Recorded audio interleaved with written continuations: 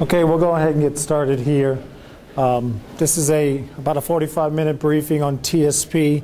I suspect that most people want to hear more about Roth and the new Roth feature that's going to be implemented in the second quarter of this year. So we're going to get to that in just a second. My name is Randall Urban. I'm a TSP Training and Liaison Specialist for the Federal Retirement Thrift Investment Board. I come out here and speak to you folks about TSP and how it works. It's very important here, before we get into Roth and how that's all going to work, just to remind folks of the contribution rules and the limits and so forth, because that's going to play a part in Roth also. For FERS employees, your limit this year is actually $17,000 for your elective deferral limit. That's the most that you can put in to TSP as your elective deferral limit amount that you're contributing. You can also put in from a catch-up contribution if you're age eligible, which is an additional $5,500 that you can contribute. So we go by that dollar figure. Now for uniform services, you'll see in a second, of course, you folks can put in additional money while you're active duty. You can put in from special pay, bonus pay, tax-exempt combat zone pay that civilians cannot put in. So you go by what's called an annual additions limit, which is actually $50,000 this year total. So that's the most you could put in total, including all of those, the elective deferral limit, the catch-up, and all those bonus pays and things of that nature. That's always your money, of course, the money you put in and the money that it earns. You're always vested in that money. You can start, stop, or change that any time you want to. For someone who's a FERS employee, they get the benefit of agency matching and agency 1% automatic money. The 1% automatically happens. You never have to do anything for that. That automatically occurs. You don't have to contribute any money to get agency 1% money. That's the only part that has a vesting period of 3 years for most federal civilian employees, 2 years for some positions out there. Your agency will let you know if that's your case, the 2-year case. There's that matching money, and the way matching works, just a reminder, your agency is going to match dollar for dollar on the first 3% that you put in, giving you a 3 for 3% match. The next 2% that you put in, your agency is going to match 50 cents on the dollar, giving you a 4% for 5% match. So if you put in at least 5% every pay date, you get your full 4% match. And there's no vesting period for the matching money. This next slide right here shows for FERS employees just a quick illustration of what I just said. Your agency matches per pay date. It does not match on an annual basis. There's a lot of folks out there that make the mistake of socking this money in too quickly during the year, and they don't get their full match as a FERS employee. So if there's any FERS employees out there, you're going to want to make sure that you're putting in at least 5% every pay date to get your full match. And this illustrates that very thing. Ed over here socking it in too early. Susan took the 17,000 divided by the number of pay periods and did a dollar figure for the year, or a percentage, which is 13%. And if you notice, they get all the way to pay period 17, and the 17,000 is the limit. So when you get to any point during the year, we automatically stop at 17,000 for your contributions. We won't accept a penny more into the system.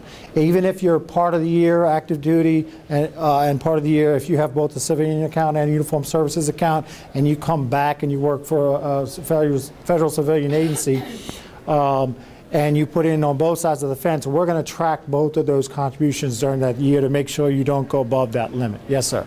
Does the matching funds from the government, that's include uniform people, or that's only civilian people? Matching is just for FERS employees on the civilian side of the fence. There's no matching for any of the uniform services at this point right now. It's actually a part of the plan. It's actually up to the service secretaries to decide whether they want to offer that for those positions. They do not. There used to be a pilot program within the Army that doesn't exist anymore, so there's a few of those folks that might have actual matching money in their account from that plan, but up till right now there's no other plan that exists yet that they've offered the matching money. I'm going to go through this slide For CSRS, for the older system folks, you don't get any agency money either, but you do go by the same limits. That $17,000 for 2012 is your limit that you can put in for this year. You can start, stop, or change that anytime you want. Of course, that's all your money that you're putting in, so you're always vested in your entire account. Now, like I said, uniformed services members can put in from other types of pay that we as civilians cannot put in at our civilian side of the fence, from incentive pay, special pay, bonus pay, and those sorts of types of pay. You could put in higher limits.